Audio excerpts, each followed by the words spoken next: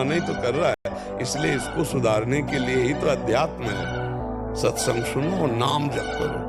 ये जब गलत चिंतन कर रहा उसी समय राधा राधा राधा राधा राधा, इसको तो ये कहेगा बंद करो राधा राधा, हमारी बात सुनो, उसकी बात न सुनो, वो धीरे धीरे कब्जे में आता जाएगा।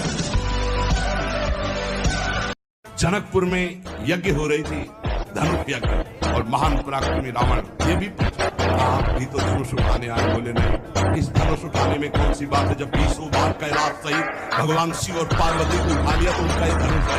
मैं धनुष उठाने नहीं आया, प्रणाम करके परिक्रमा करके चले गए। सबसे प्रार्थना करते, खिलवाड़ मत करो, सुख के नाम पे तुम्हें बर्बाद किया जा रहा है।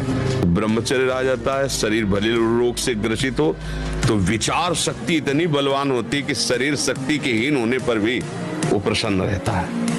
खास बात होती विचार शक्ति, और वो तभी संचय होती जब ब्रह्मचर्य होता है।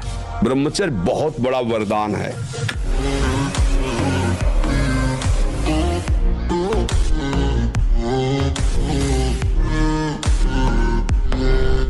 अपने हाथ के द्वारा कोई क्रिया या किसी कुसंग के द्वारा कोई क्रिया ना हो, और स्वाभाविक ऐसे तो जैसे दाल में उफान निकल जाता है, ऐसे वो वीर्य का उफान होता है, ना कि वो ब्रह्मचर्य नष्ट माना जाता है।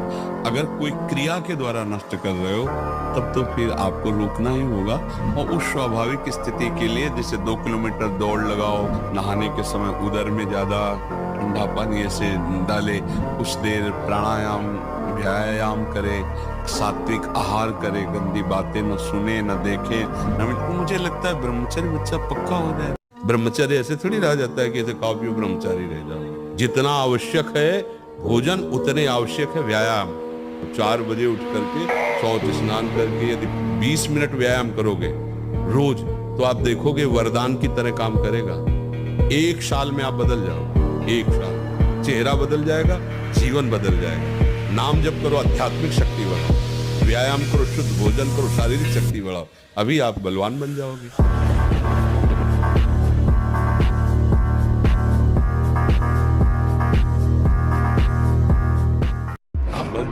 बाहर और भीतरी दोनों शत्रुओं को रौंदते हुए, अगर इस जन्म में काम पूरा नहीं हुआ ना तो अगला जन्म होगा, तब पूरा करूंगा। अविनाशी हूँ मैं, किसी भी स्थिति में निराश उदास हताश नहीं हो सकता। हर कोशिश करूंगा, बाहरी और आंतरिक शत्रु कोई भी मुझे परास्त, हम भजन कर रहे हैं, हमको कोई नहीं परास्त कर सकता। निराशा और उदासीपन ये तो छूना नहीं चाहिए यार। हार जाए तो भी जैसे जीत पे उत्साह, ऐसे उत्साह होना चाहिए। आज हार गए लेकिन कल हम विजय पाएंगे। मतलब एक बहुत स्ट्रॉन्ग चिंतन होना चाहिए, धैर्यवान चिंतन होना चाहिए।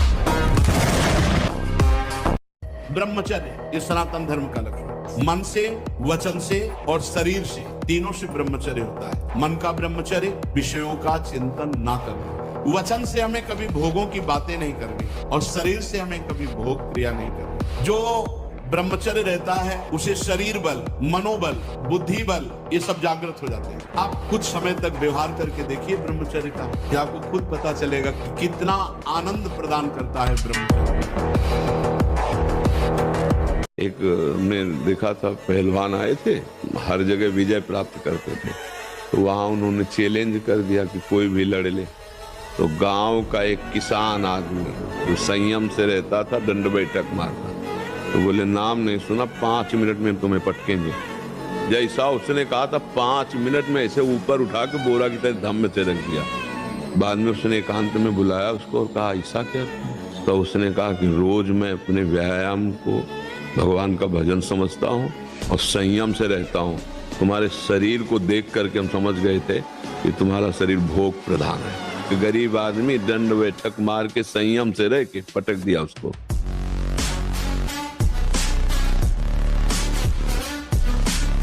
जो ब्रह्मचर्य रहता है उसे शरीर बल, मनोबल, बुद्धि बल, वचन बल ये सब जागृत हो जाते हैं।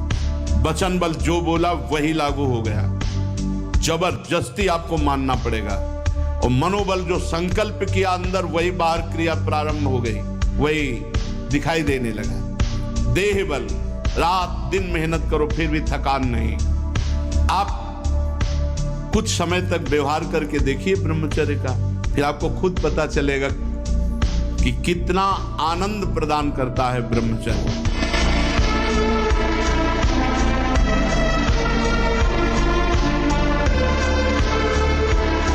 शरीर में सहने की सामर्थ्य ब्रह्मचर्य से आती, गर्मी सर्दी बरसात मान अपमान निंदा स्तुति, ये ब्रह्मचर्य से सहने से। ब्रह्मचारी को सबसे पहले अपनी रसना पर नियंत्रण रखना आवश्यक है। जबान पर, जबान बिगड़ी सब बिगड़ा। गंदे आचरण वाले, जिनको पवित्रता का ज्ञान नहीं, जिनको केवल अर्थ पिशाच हैं, नाना प्रकार की अपवित्रताएं करके तुम्हें भोजन परोसते हो, गरम गरम तुम्हारे सामने आया, तुम अमृत समझ के खा रहे हो, तुम्हारी बुद्धि नहीं खराब हो जाएगी।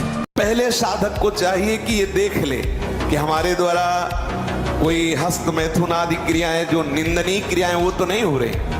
एक हमारे अंदर मान्यता बैठ गई है कि वीर क्षरण में ही आनंद है। क्या तुम्हारा जीवन का आनंद केवल इतना ही है? एक भागवती विधान है, जब आपका ब्याह हो तो संतानोत्पत्ति के लिए वो मार्ग, तब तक आप ब्रह्मचारी रहे। क्या इतने इंद्रियों के गुलाम हो गए? क्या इतने केवल आपने सुख समझ लिया? तो फिर आप देखना कि आगे आपको ये मन किस दशा में पहुंचा देता है। अगर आप 5 वर्ष ब्रह्मचर्य रहे केवल इसलिए कि जो हमारी संतान हो वो बहुत देशभक्त, हरिभक्त, बलवान, विद्वान, ज्ञानवान हो, वो आप नियम से दोनों भजन करो और 5 वर्ष बाद गर्भाधान करके संतान उत्पत्ति के शास्त्र सिद्धांत अगर वो महापुरुष न पैदा हो तो बताना।